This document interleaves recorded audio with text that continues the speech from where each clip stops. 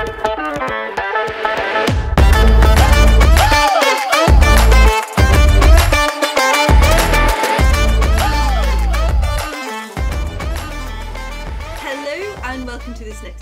of the Value Exchange podcast. I'm Annabelle Lambert and I'm here with my regular co-host Rob Pye. Say hello, Rob Pye. Hi there. We are delighted today to be with Mr. Gavin Thomas, who we have known since I've worked out 2019, so pre-COVID. We're pre-COVID friends. Gavin spent a lot of his career working in for the police in many different roles, and then became one of the initial team for the TeamPolice project that we started probably about 2018, 2019. So that's how we know Gavin. But so I'm going to hand over to you, Gavin, to tell us who you are, where you are, what you do, what motivates you, why you are, anything you want to share. So please talk to us. Okay. All right. Let me start off with the premise that a lot of what I'm going to say is based on the wonderful gift of hindsight and selective reflection. I meant the last part in a slightly tongue-in-cheek, but a little bit about me. I'm now effectively, I suppose the best way to describe it, semi-retired. But I spent most of my working life in the police service, having joined virtually straight from school. I'll come back to that in a minute. And saw a huge amount of change, like anybody in any organisation, when they've been in an organisation for that long, will see change. And then in the latter years, I spent a number of years representing a senior staff association in the service on a national level, working mainly in London, engaging with politicians and the mechanism of government to try and influence policy on behalf of my colleagues and the police service as a whole. And as Annabelle said, when I eventually retired in 2019, Rob and Annabelle approached me and asked if I was interested to become engaged with what was I felt really interesting proposition of more social enterprise within E44. And as a result of that, the spin-off of TeamPolice, which is what I'm primarily involved in now, in between doing some gardening and stuff, which most people do when they're retired. So let me go back to that first part I said about hindsight and reflection. So I joined the police service virtually straight from school. I was very young. And I think on reflection, it was a service at the time that hadn't materially changed for many, many years. Probably even some of its practices were still based upon some of the Victorian models. And certainly in the early years, technology started to come in very, very quickly and fast. So to give you some idea of the technology that was available to me at the time when I joined as a police constable, we had the police national computer, which effectively gave you details of registration numbers and cards and people with criminal records. You had issued with you a Pi radio, which when it worked was pretty good in terms of being able to communicate with the station and put in calls for assistance. And that was a PYE radio, yeah, like PYE. Yes. They made televisions and you know what happened to the pies? You know, it's like one of us left now. You know, yeah, I need to say now, whoever's listening to this, that I did have a quiet bet actually in my mind as to how long it would take Rob to come in and talk in this podcast, and it took 3 minutes and 11 seconds. So I've lost my bet actually, and in fact, I'll salute Rob in terms of being able to hold back for so long. Well done, Rob. But if I may, Rob, I'll carry on. So at the Pi radio, one wooden staff and a pair of handcuffs. And that effectively was the technology. There was a teleprinter machine in the station, which printed out large amounts of paper with information about all sorts of things, which were put in for the briefing. And even on the first homicide inquiry I was involved in, that wasn't even on computer. That was done on a card system. Even though Holmes, which was the computer system for murder inquiries, was introduced after the learning that came out of the Ripper inquiry, which occurred just before I joined the police service. Very quickly after that, in a very short time, then radios started to get better, computers started to come in, and then very early on, like everybody else, the explosion of the internet and information, etc. So at the time when I was a young detective, I suppose the reason why I became a detective, I suppose I must labour this point now, was I felt the police service was a very constrained, very ordered profession, which is rightly so, but it wasn't something I felt suited me. And very early in my career, I had the lucky opportunity to become a detective. And I think had I not become a detective, I would probably go on to choose a different career path. And the reason why I say that is because a detective, you had far more latitude and independence in terms of how you conducted your work day to day. And you were given the confidence to go away and investigate. And I spent my career as a detective right through to eventually becoming head of crime in Gloucestershire before I left the constabulary.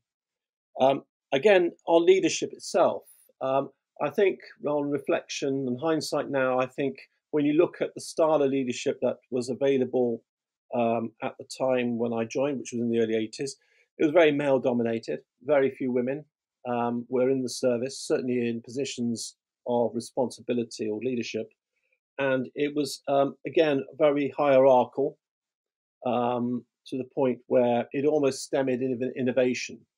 And even now, when you have organizations like the police service, some of those threads of culture and influence, that DNA, that genesis of the organization still remains within those organizations.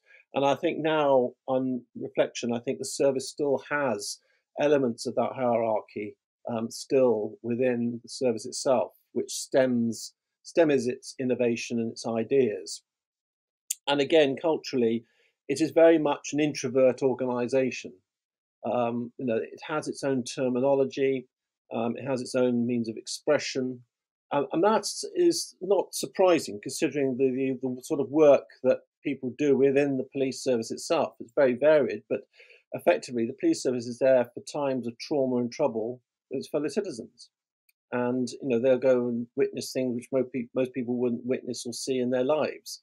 So it tends to breed a more introvert culture, which in itself then is okay, but it can be counter. And I suppose, again, from my experience now, looking back, having left and now involved in what I would call more of a commercial enterprise, I think the service is very suspicious of any sort of outside influence or commercial influence coming into its sphere of influence itself. It struggles to be able to engage with outside organisations in the sense of as quickly and as fluidly as I've seen outside by other organisations, particularly in the tech sector, which moves very quickly.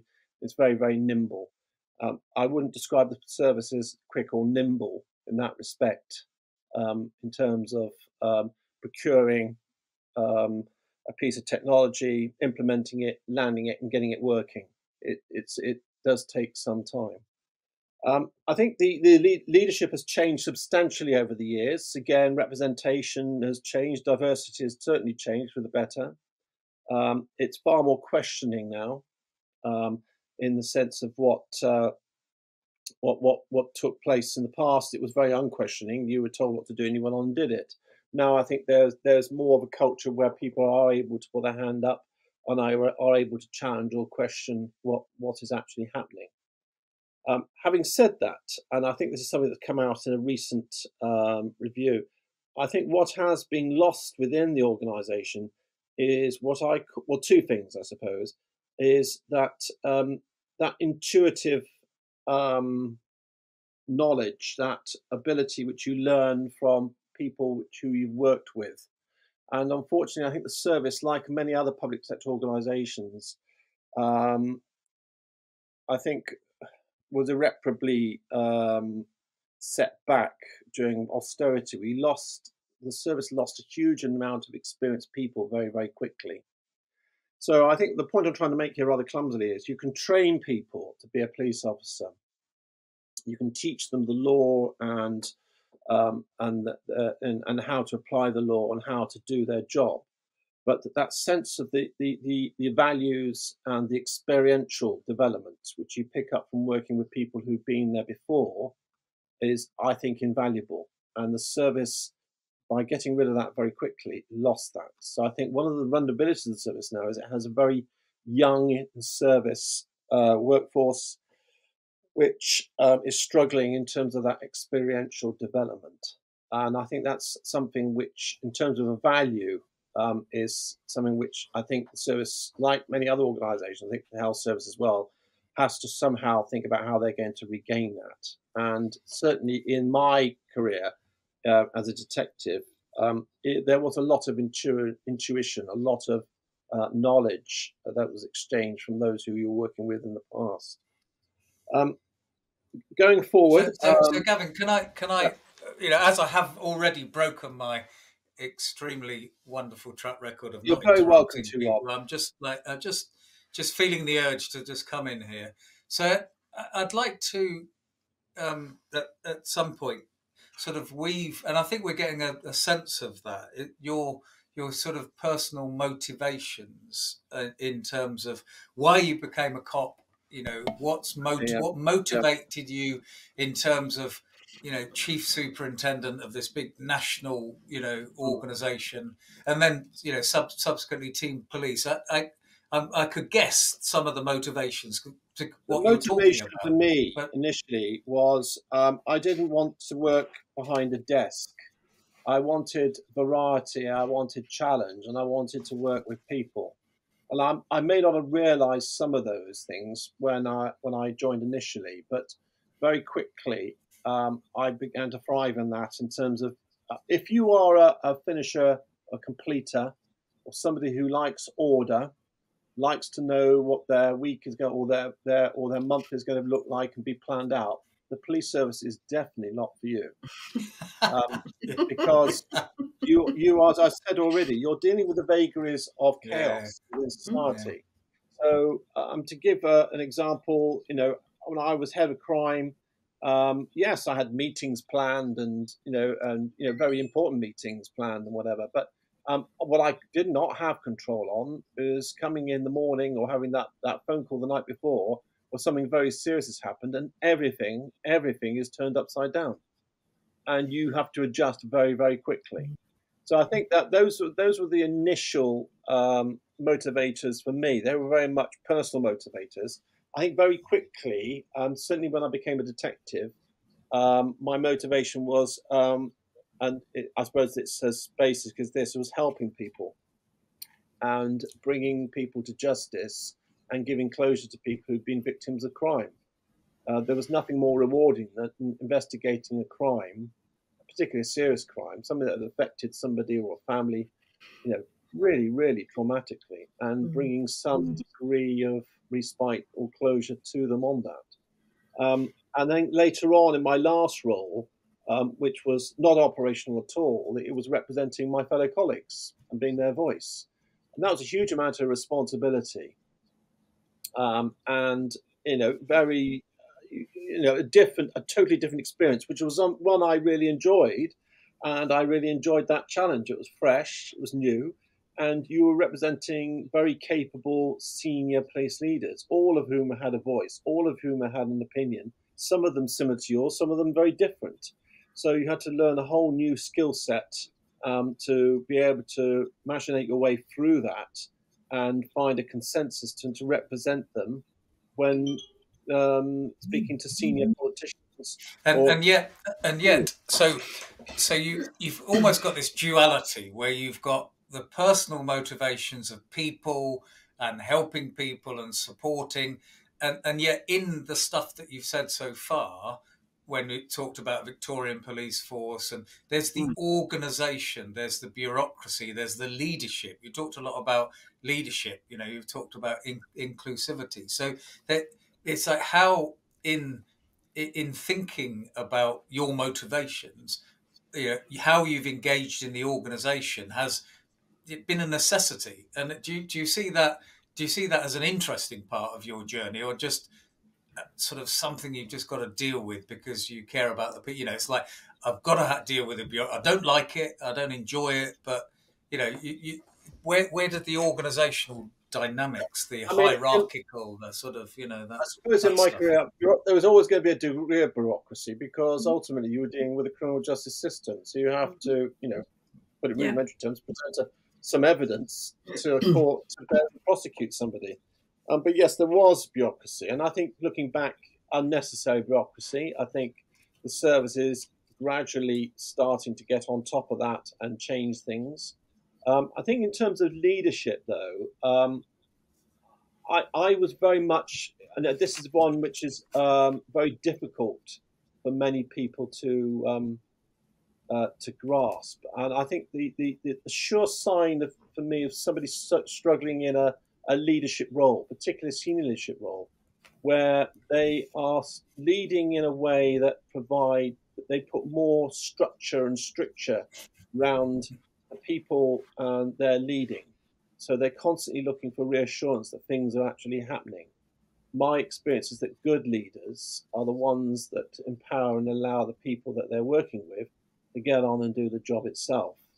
And you find yourself personally that mechanism, that touch to make sure that things are okay, or what you can do to help them to achieve what they should be doing as leaders themselves.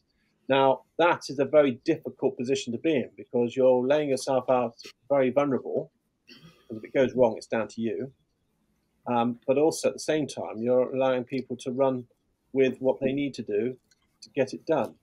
And I think I saw it time and time again.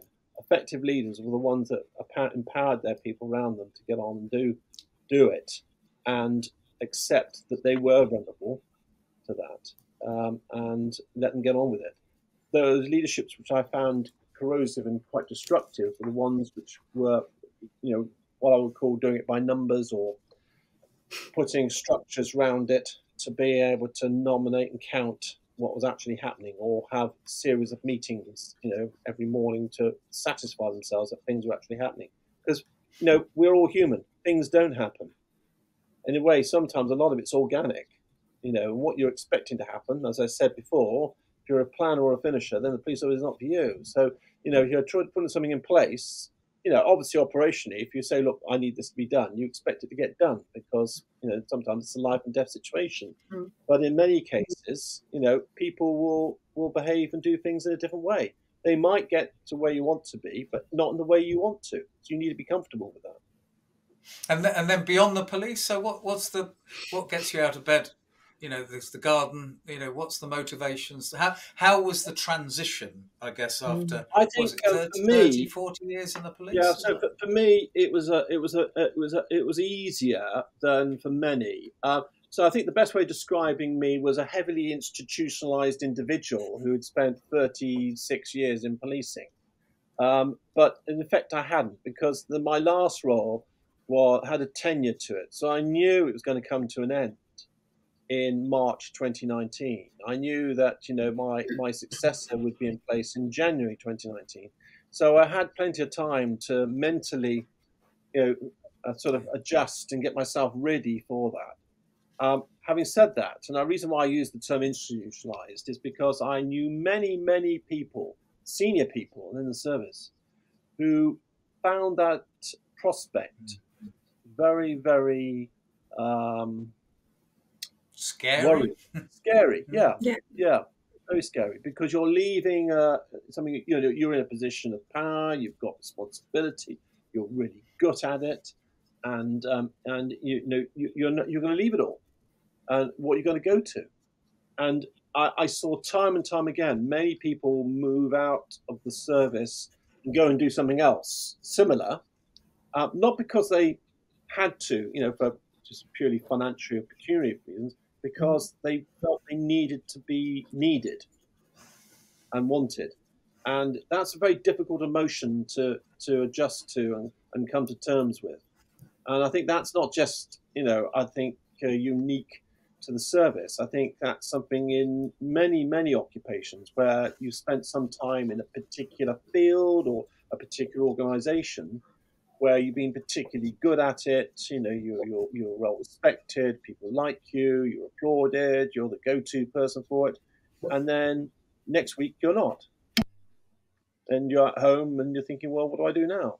So I think a lot of people I found it very difficult to adjust to that. And I again on reflection and hindsight, it's a conversation I've had since I've left. Actually, I truly do believe that our model, particularly in the service, needs reforming. It needs changing radically.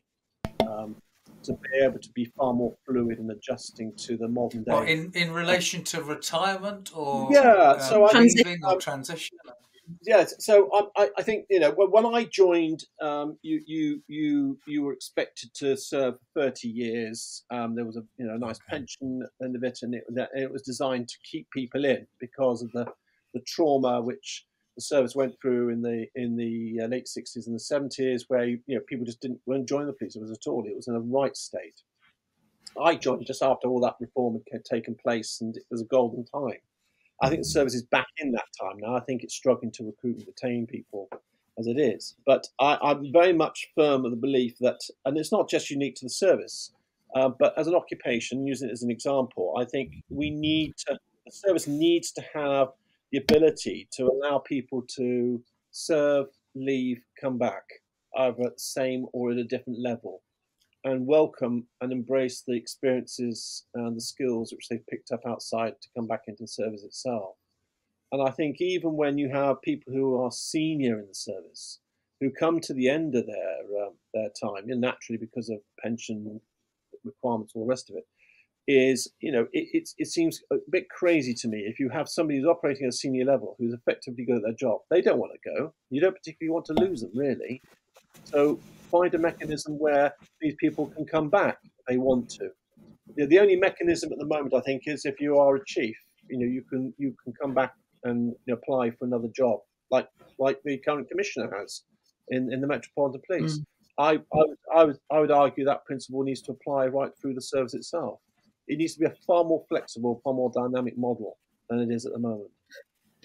So at the moment, is that re-entry other than a chief? It's just not impossible. There is a scheme, I don't know, is it still running, to bring in industry people into senior positions? Yeah, it was. I don't know if it's still running or not, really. But again, it goes back to what I said earlier on, that the service can be quite introverted and not resistant to change. But certainly, I was in the middle of that debate and that implementation at the time, and there was valid argument on either side. But I think now, on reflection, looking at this century and the requirements of it, and the changes in terms of what people are looking for in their life and their roles, having an expectation of recruiting somebody to stay with you for 30 odd years, 35 years, is just not sustainable. It needs to have no one has. I think the average tenure of a nurse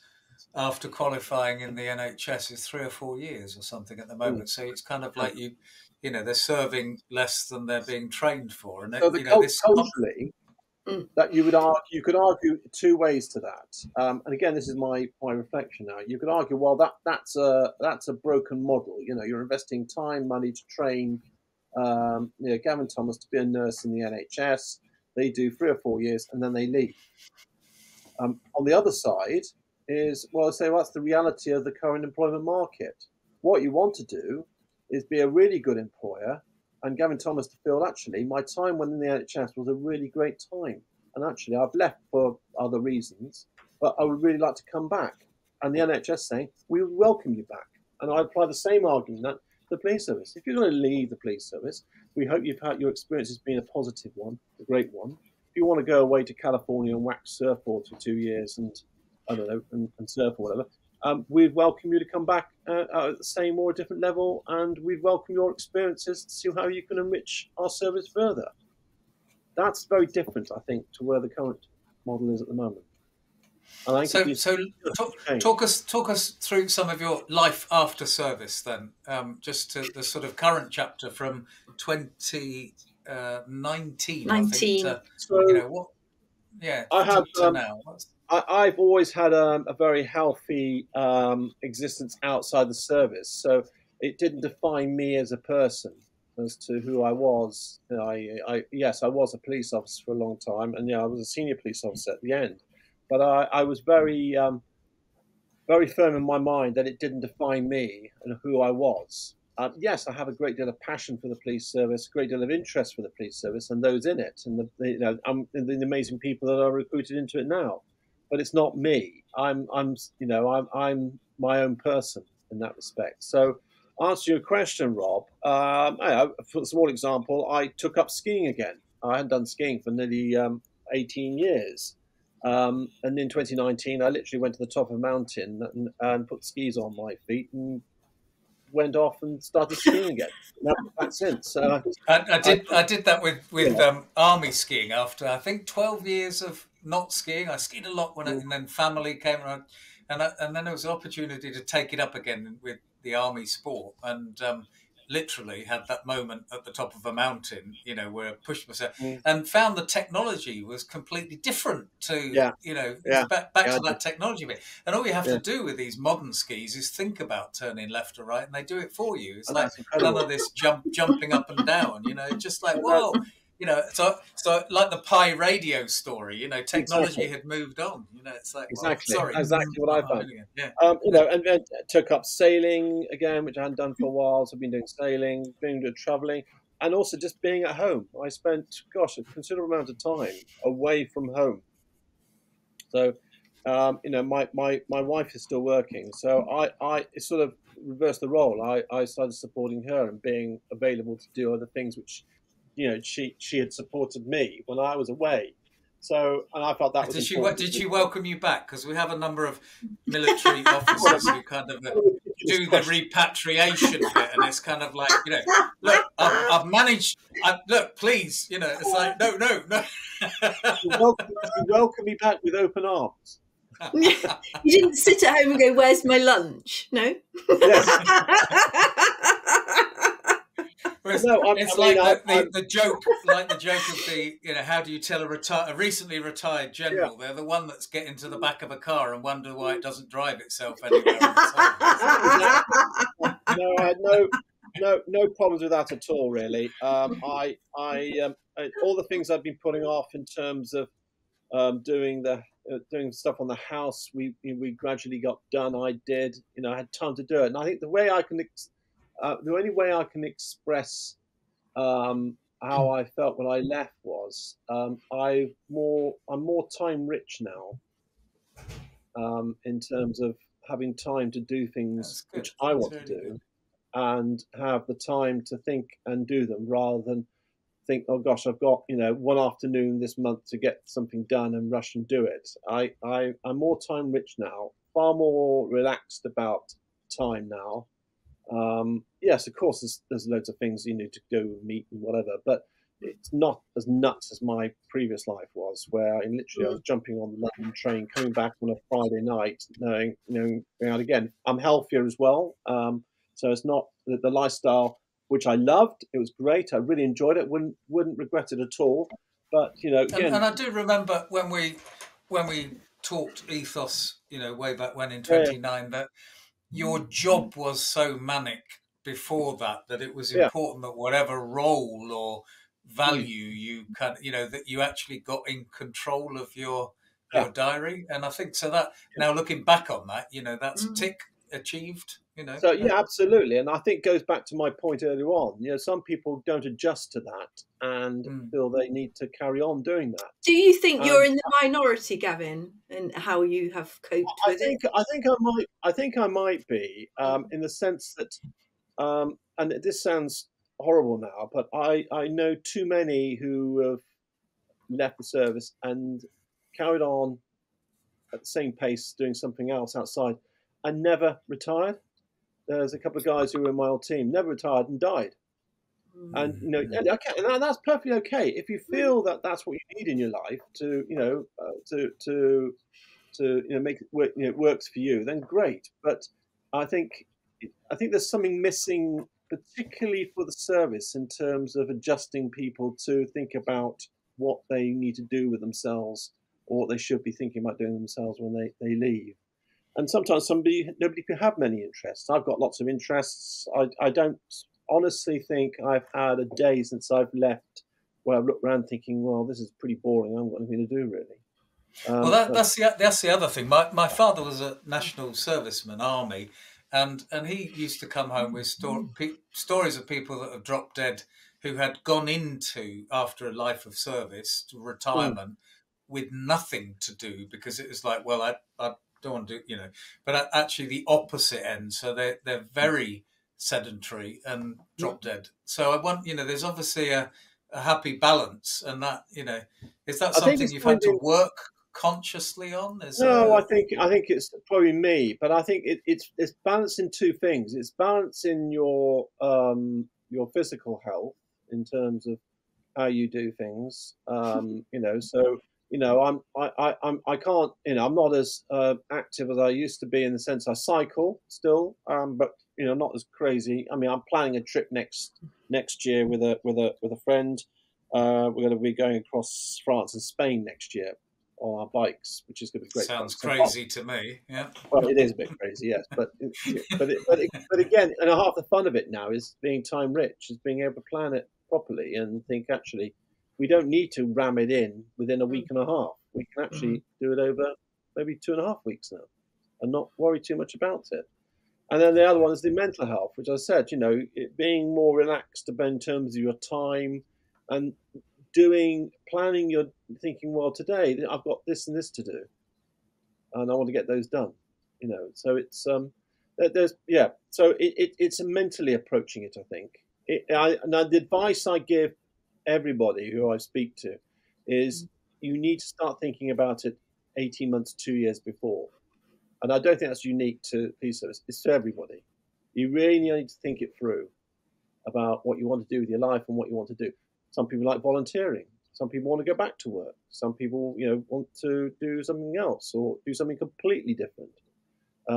So it's all sorts of, but you need to give it some thought. And I think that's just not unique to me. I think that's unique to anybody, whatever age you are, whatever you need. And I think to any moment of transition as well. I mean, the one you describe, this great retirement, I feel, I don't think people retire in the same way as they used to now. You've retired after, some service, like people do in the military, but then, you're not, you're still, able to move and communicate and think and take an active part in society and community and work and wherever it is. So I think just taking the time to realize that, as you say, I mean, I don't know what the right amount of time is, but just accepting that things will be different. So what does that mean? And how am I going to handle that? And who do I need to help me? And all those things I think are really important that people should, are able to think about, that need to take time. It's an interesting proposition, this, because, again, I've thought about this recently, and I had a conversation with a few people about this. I and many others are probably lucky in that respect of living in that era where retirement was seen as something, because prior to me, people who'd served prior to me and retired died very young. They didn't have a retirement. That's the reason why the pension scheme in the police service, like in the military, was pretty good, because the actuarial calculation was that you're going to pop your clogs after less than 10 years of leaving. But now that's changed. Now I think going forward, and what you mentioned, Rob, about having done a previous podcast with somebody who is 25 now, I think that world is going to change very, very. It has already changed. And I think, going back to your comment, Darren, about the term retirement, yes, of course, people will retire from, because you physically, mentally can't keep doing it forever and ever. But I think that one is simple financial, the affordability of being able to do it, and I think the way the nature of work itself is going to change anyway. That I think this notion will change anyway, and we've seen that already in the public sector. Police services extended, pension has changed. And as I said before, my challenge would be a radical reforming of the workforce modelling anyway. So I think that in itself will if you're having a podcast with somebody like me and in say 20, 30 years time, I think it'd be a very different conversation. So it'd be wrong to not talk your startup involvement in TeamPolice and current involvement in for people that haven't heard, people will have heard of the police, but maybe not TeamPolice. Could you tell us what it is? And well, the attraction for me personally on it was it very much hit my values, and it was something which was very clear and dear to me in terms of one of the things I campaigned on when I led the Police Supers Association. And TeamPolice is basically the fundraising arm of Police Sport UK, which is the sporting representative body for the police service across the United Kingdom. And what TeamPolice do is we engage with businesses who primarily have some engagement with the police service, and we will hold sporting events supported with PS UK, where we can bring seniors together and our business sponsors together to support sport and policing and raise some money to support those in the service, their families, in terms of their health and well-being through sport. And that's primarily what we're about, really, is promoting a good, positive relationship with sponsors, business sponsors, engaged with the police service, and raising money to promote good health and well-being within the police service itself.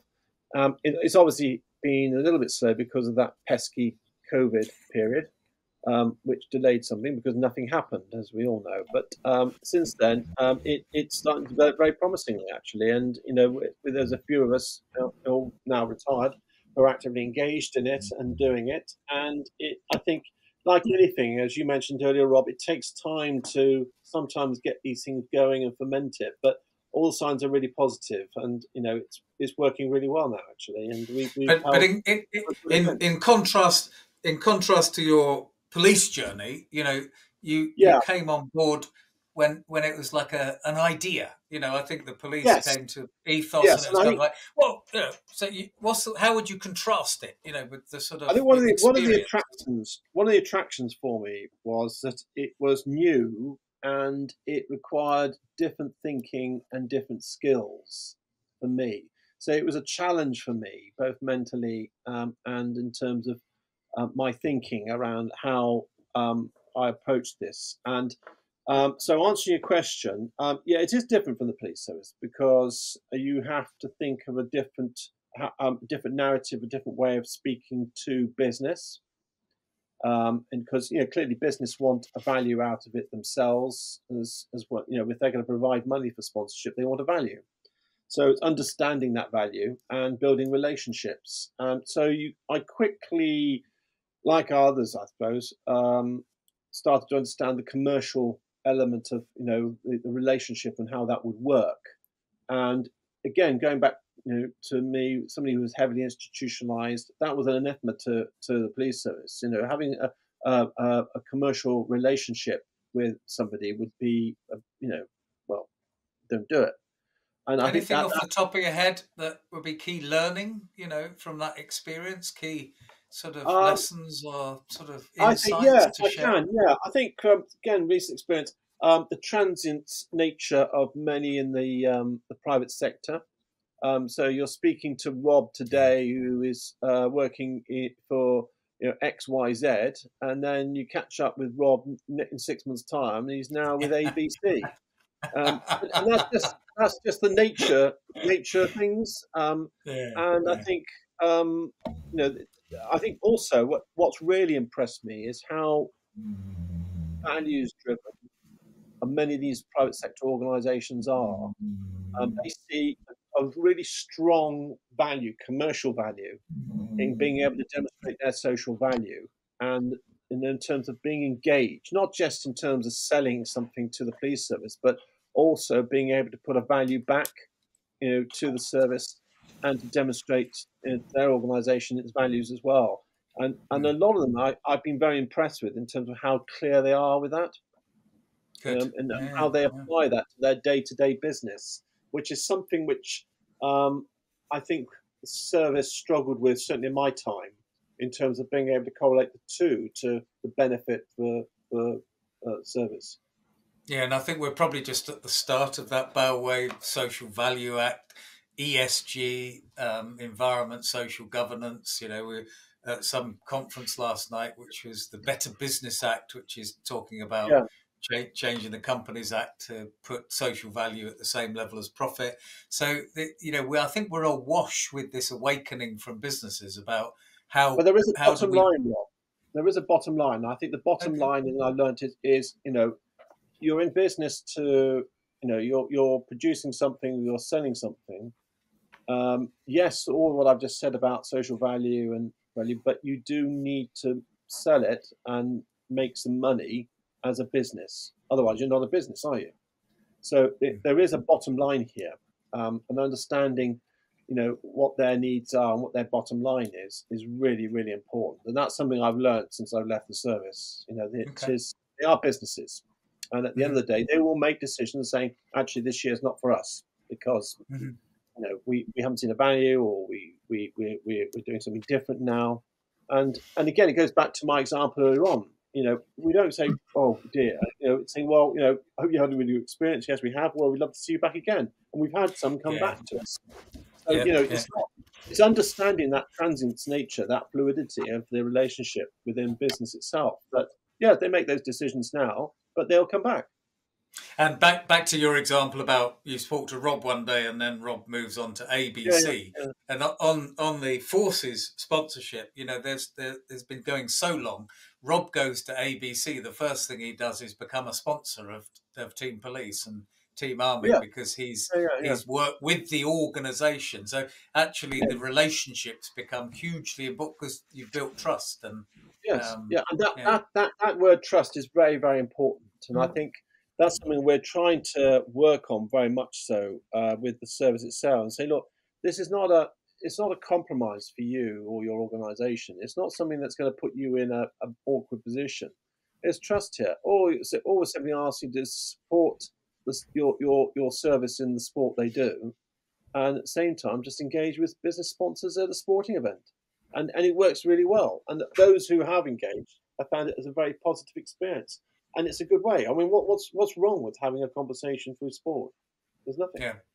And even when Annabelle and I were more involved with Team Police Inside, that there were quite a few examples of sponsors who, because they're 40 plus sports across the United Kingdom level, that Yeah. some sponsors would start in one area, let's say cricket, but actually want to Mm. move into rugby or polo Yeah, yeah, or women's football or whatever. So they wanted the ability to be transient, maybe not between leaving yeah. companies, but between different parts of the country, different sports, and actually doing that match is a really important service. I think when you're Yeah, sort of and looking I after think the yeah, and I always like the example of when there was sort of some large event which involved people from right across the force, so not just seniors. It was everybody, which then gives, because much of business that's interested in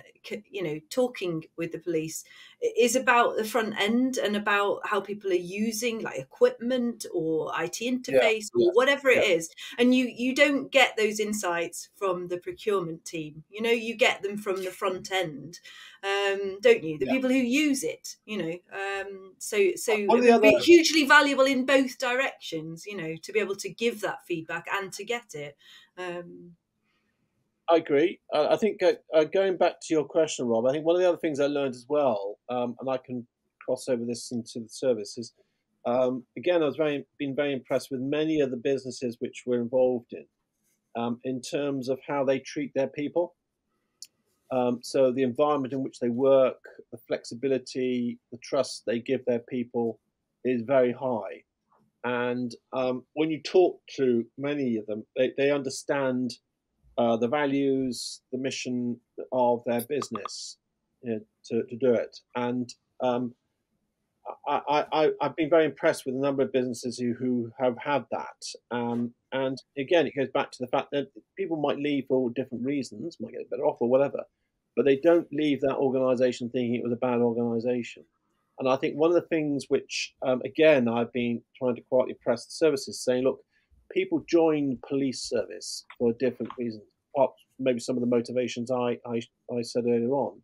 But having an offer where we're supporting your health and well-being through sport. If you do play sport, or you want to get involved in some physical activity, then you can be supported. Should be seen as a tangible benefit as being part of that organisation, not just a sort of a hap chance add-on if you choose to do it. And I think that's something which many public sector organisations need to think a bit more deeper in terms of it's not just the pecuniary offer to do the role itself.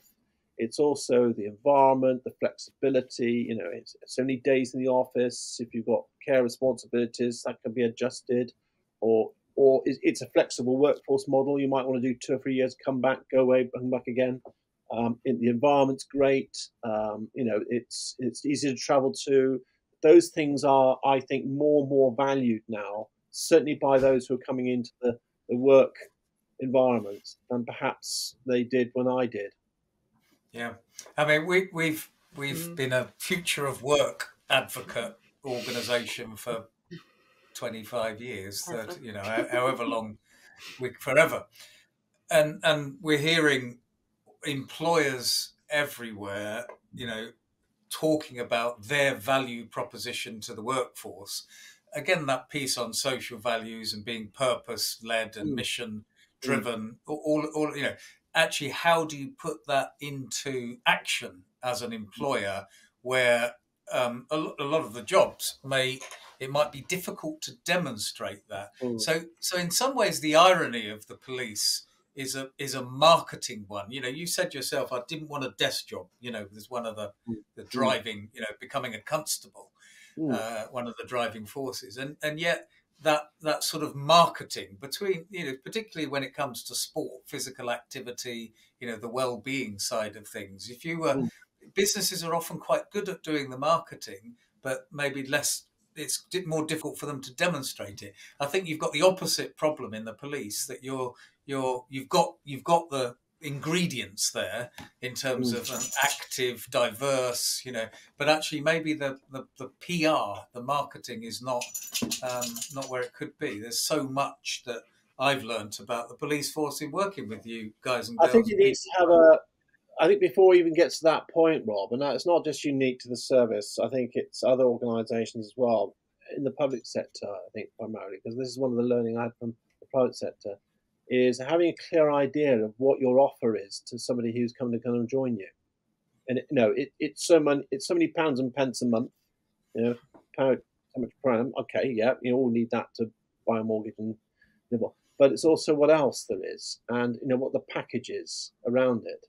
And I think a good example is, and it's no secret now, since we had the pandemic, there's this ongoing debate about work from home versus going to the office, whatever, and what that might look like. I have a very strong view on this, and my view is I think you do both. You can't have one or the other. It's not a binary choice, because I think the most powerful conversations are the ones we're having now, the ones where you come together with your colleagues over a coffee, or it might be after work or whatever, and we are sensory beings. We like that interaction. We like to interact and exchange those ideas, that passion, that thought about what we're doing. And you can't do that, with all due respect, on a screen or by email or by God forbid, via email. Yeah, but I Don't think, do you know, anything by email if you can help it. I have no problem with people working from home, but I think it needs to be mixed with actually coming in and being with the team and being with people as well. Because at the end of the day, what, no organisation can rely on just that. You need to be part of the team. You need to be able to speak to people and be part of it. Well, I think it's as complex as the people that are in the team, to be honest. I think it's more complex than that. But because for having worked virtually for the last 25 years, to then go into COVID and see the whole thing accelerated like I could never have wished for 23 years of grinding on to get people to be a bit more virtual for all the benefit reasons of it. But then hearing the stories of the people who need to go to work because the environment that they live in at home is not conducive and they don't want to be at home. And that's the point at which they have a pleasant life and they have friendships and they do all that stuff. So it's I think it's both. And I don't think, I agree, it's not one or the other, but it's also very individual. Isn't it an interesting point, Annabelle, that we've seen that in our past experiences. Crisis forces innovation at pace, in the sense that we would, if we had not had the pandemic, we would have probably still be slowly evolving towards using more virtual technology in terms of meeting, etc. Freaking along. Than it is now.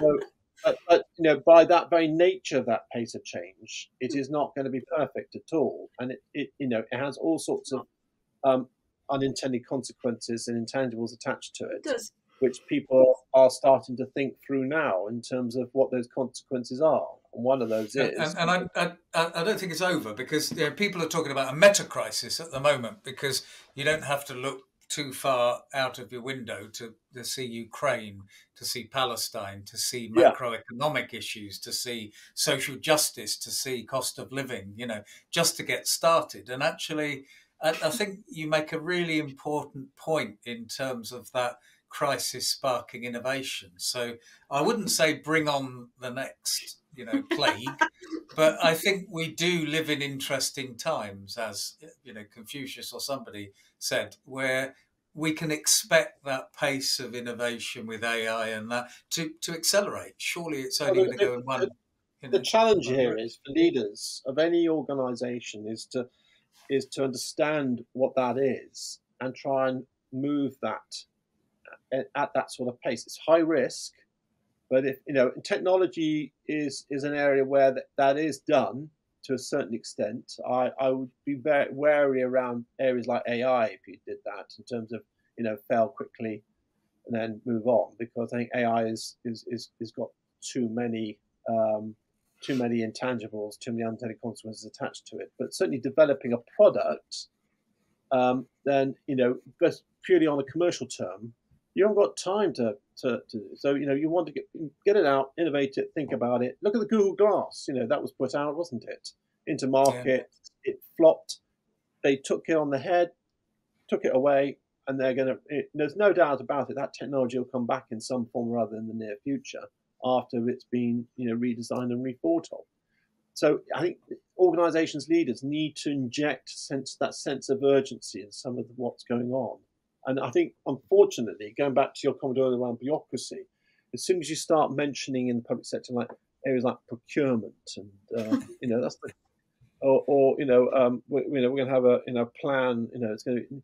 Well, why is it taking 5 years to innovate, to bring something in, to develop it? Why do you need 2 years to bring in a new culture change plan into an organization?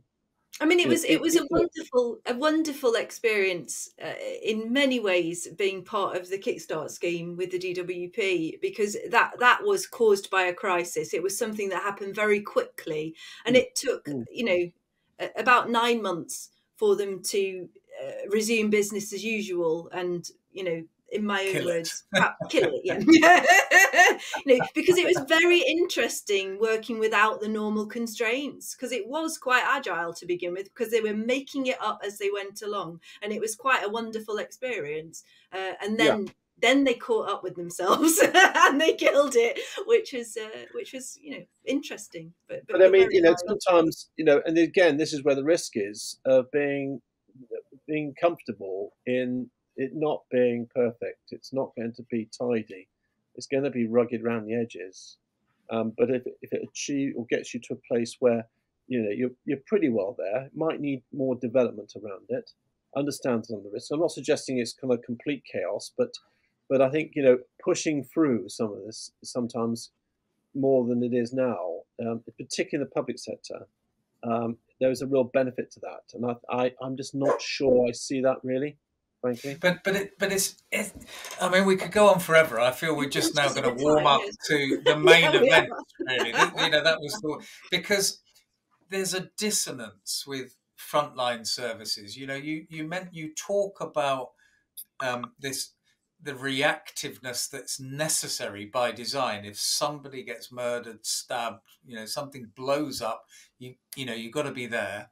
And yet the backdrop is this, 300,000 people who are in the service in one way or another. And there's a big bureaucracy there. So you kind of, I love working with frontline services, particularly people on the front line, because there is that agility. They're used to people going bang and then, react and something happens.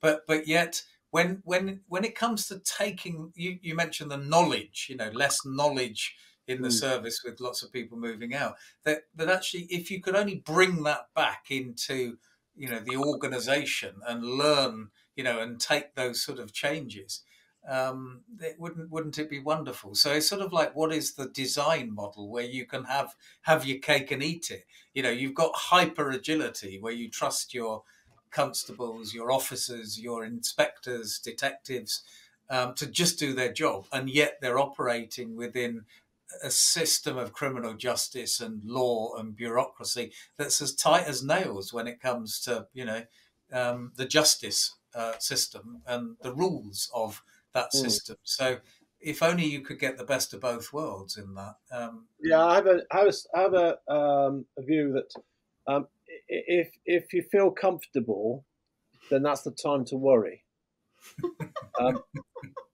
And I mean that it's about being, if you're feeling uncomfortable about something, that's the time to lean into it and look at it again, because sometimes that's probably the next good thing that's going to happen, because it's challenging you. It might not be good in that case, then you kill it dead. But sometimes, somebody comes with an idea and you think, well, I'm not sure about that. And then you've got to take a step back thinking, well, actually, that might be the next best idea to take it on to the next generation. And I think sometimes intuitively we don't want to be uncomfortable, do we? We want to be comfortable. And next generation, we sort of, I just think there's so much that's going to happen when our kids, become, 57, 67, just wow. That'll be big. It'll be big in 20 years, 30 years time. Yeah, and I also have a view for leadership as well. Again, this is hindsight, that we're living in a very voluble society now. People are happy to express themselves on social media, and they're happy to challenge, as I said now, which is good. That's good culture in terms of breaking that hierarchical sense in any organisation. But I think, from my experience, the most powerful opposition you can ever experience is the silent one, and that's the one where pardon me? The silent one. So when people aren't challenging, aren't voluble, but are dead against about what you're doing, and you're not reading that, that is the most powerful opposition you can have. And understanding that is really, really hard.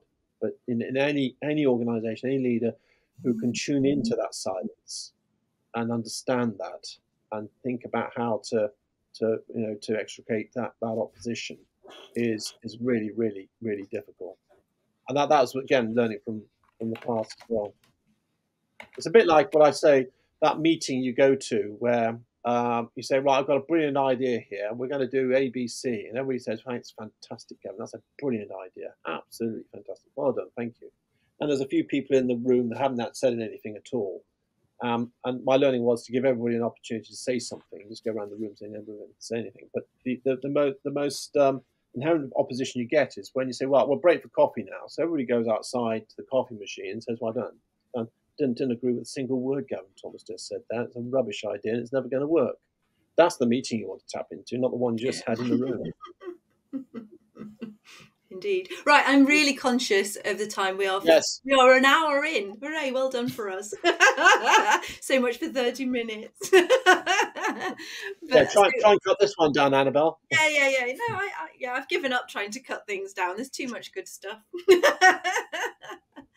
But so I'm going to draw our stumps there. Thank you. Thank you for that. That was amazing. Of course, we could go on for years, probably. With all those things we've touched on, and probably more. So thank you so much for joining us. And not at all. I'm going to say goodbye. Stay with us for a moment. I'm going to say bye-bye.